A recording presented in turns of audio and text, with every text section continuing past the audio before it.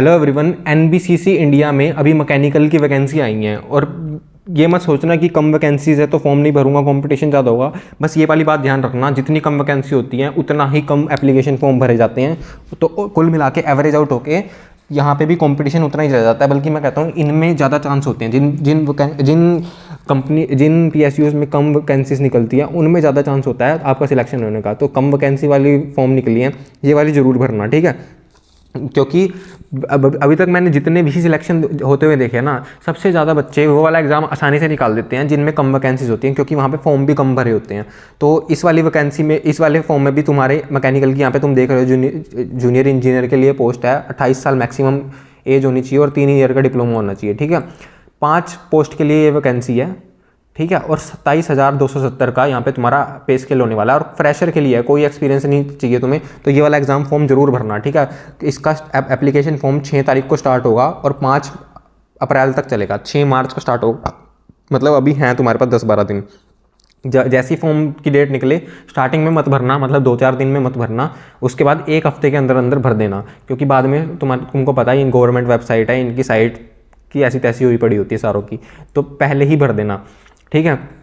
उसके बाद नीचे आके तुम देखोगे तुम्हारा जो लेवल ऑफ पोस्ट होगा ना वो S3 के लिए है। देखो यहाँ पे तो जो सिलेक्शन प्रोसीजर है ना तुम्हारा S3 के लिए, वो सिर्फ तुम्हें कंप्यूटर बेस्ड टेस्ट होगा तुम्हारा, एक कोई इंटरव्यू नहीं होगा, कोई स्किल बेस्ड टेस्ट नहीं होगा, सीधा सिर्फ एक टेस्ट क्लियर करना है और तुम्हारी नौकरी कंफर्म है।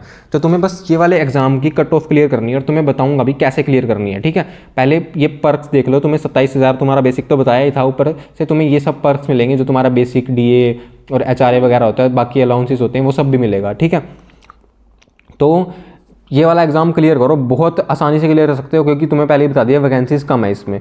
अब मैं बताता हूँ तुम्हें ये एग्जाम क्लियर करना कैसे है। तुमको अपनी टेक्निकल नॉलेज एलीट लेवल की रखनी है। ऐसा नहीं है कि बेसिक नॉलेज होगी तो क्लियर हो जाएगा, बेसिक से कुछ नहीं होता मेरे दोस्त आजकल।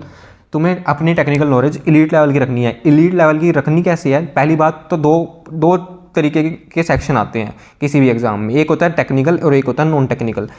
नॉन टेक्निकल वाले बच्चे कर लेते हैं कैसे भी, कहीं से भी, यूट्यूब से। इंग्लिश के नॉर्मल क्वेश्चन आते हैं, जनरल अवेयरनेस के क्वेश्चन आते हैं, उनके कैसे भी करके कहीं ना कहीं से भिड़ जाते हैं नंबर वहाँ पे कैसे भी। और वो इतने ज़्यादा मार्क्स का होता भी नहीं है। सबसे ज़्यादा तुम्हारा जो पार्ट वेटेज रखता है वो टेक्निकल पोर्शन है, और टेक्निकल पोर्शन तो तुम्हारा 100% कवर होना चाहिए, क्योंकि तुमने 3 साल का डिप्लोमा भी किया है। तो वो वाले पोर्शन में जो सब बच्चा सबसे ज़्यादा हाईएस्ट स्कोर कर जाता है वो ही क्लियर करता है एग्जाम को। और मैं तुम्हें बताता हूँ वो क्लियर करना कैसे है, ठीक है। अपना ज़्यादा दिमाग मत लगाना कि उस वाली किताब से पढ़ लूँगा, इस वाली किताब से पढ़ लूँगा, पहले वो सब्जेक्ट क्लियर कर दूँगा, कुछ नहीं करना। तुम्हारे लिए पूरा का पूरा स्ट्रक्चर बना रखा है मैंने इस वाली PDF में। ये PDF तुम्हें मिलेगी कहाँ से? डिस्क्रिप्शन में और पिंड कमेंट में एक लिंक है, वहाँ पर जाओ, इस वाली PDF को डाउनलोड कर लो। डाउनलोड करते ही तुम्हारे फ़ोन में, या फिर तुम जहाँ जैसे भी जिस भी डिवाइस में यूज़ करते हो, वहाँ से इसके एक पेज को रटना शुरू कर दो। सिलेबस वाइज तो मैंने तुम्हें पूरी की पूरी PDF बना के दे रखी है। एक सब्जेक्ट को रटना स्टार्ट कर दो, सारे की सारी थ्योरी मिल जाएगी तुम्हें, सारे के सारे जितने भी पॉइंटर्स बन सकते हैं तुम्हारे PSU एग्जाम में, सब कुछ इस PDF में तुम्हें कवर कर रखा है। जानबूझ के ये वाली PDF पेड रख रखी है, क्योंकि फ्री में कुछ नहीं मिलता मेरे दोस्त। सब कुछ ही फ्री में दे दूंगा, सारे पढ़ लेंगे, फिर फ़ायदा क्या होगा? जितने कम बच्चे पढ़ पाएंगे, जितने कम बच्चे तैयारी करेंगे, क्योंकि वैकेंसी भी सबके लिए नहीं निकलती ना भाई, जो सिर्फ पढ़ता है उसके लिए ही वो ही क्लियर कर पाता है। तो एक पॉइंटर्स मैंने पूरा का पूरा बना के दे रखा है इस PDF में। PDF की लिंक तुम्हें मैंने बता दिया, डिस्क्रिप्शन में और पिन कमेंट में मिलेगी, वहाँ से डाउनलोड करो इस PDF को और पढ़ के जाना। ये वाली बिना पढ़े कुछ नहीं होता, बिना पढ़े तुक्के लगाओगे फालतू में, कुछ सिलेक्शन नहीं होगा। ये तो बिल्कुल ही मत सोचना तुक्के के बेसिस पे। तुक्के भी तुम्हारे 10-15 नंबर तक ही लग सकते हैं। तुक्के भी उसके ही कामयाब हैं जिसको थोड़ा बहुत तो आता हो। 4 ऑप्शन देख के दिमाग में ये तो आ जाए कि कम से कम हाँ मैंने ये पढ़ रखा है। तुक्के भी वहीं लगाने का फ़ायदा है, वैसे कुछ नहीं होगा। वैसे तुम फॉर्म भरोगे, फॉर्म में पैसे वेस्ट करोगे, एग्ज़ाम सेंटर में जाओगे, वहाँ तक जाने के पैसे वेस्ट करोगे, घूम फिर के वहाँ पे शहर में आके वापस अपने अगले एग्ज़ाम में लग जाओगे। कुछ फ़ायदा नहीं है ऐसे तैयारी करने का। एक बार अच्छे से तैयारी करो, इस वाली PDF को ज़रूर कंसीडर करना, पढ़ के जाओ। आई होप कि तुम्हारा एग्ज़ाम ये वाला निकल जाए, और नहीं निकल रहा तो कोई दिक्कत नहीं, तैयारी करोगे कहीं ना कहीं तो काम आएगी।